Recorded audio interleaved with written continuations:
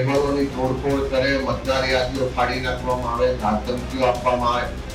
અનેક જગ્યાએ પોલીસના અધિકારીઓ વારંવાર એમના નામ જોગ ફરિયાદ કરવા છતાં પણ ભારતીય જનતા પાર્ટીનો ખેસ પહેર્યો હોય કેવી રીતે કાર્યકર તરીકે કામ કરતા હોય એમનું એવું વલણ જોવા મળ્યું.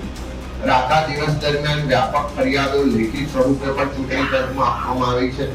પણ ખાસ કરીને આખી આ પ્રક્રિયામાં એક બાજુ ખૂબ ગરમી હોવા છતાં પણ ગ્રામ્ય વિસ્તારમાં લગભગ એવરેજ 60% થી વધારે મતદાન થયું છે. શહેરી વિસ્તારમાં પણ 50% થી વધારે મતદાન થયું છે. એવા તબક્કામાં લોકશાહીના મહાપર્વથી સ્થાનિક સ્વરાજની ચૂંટણીઓમાં ઉત્સાહભેર ભાગ લેનાર ગુજરાતના તમામ મતદાર ભાઈઓ બહેનોનો પ્રદેશ કોંગ્રેસ સમિતિ તરફથી આભાર માનું છું. અમારી તમામ માહિતીથી અપડેટ રહેવા માટે જોડાયેલા રહો S9 ન્યૂઝ સાથે.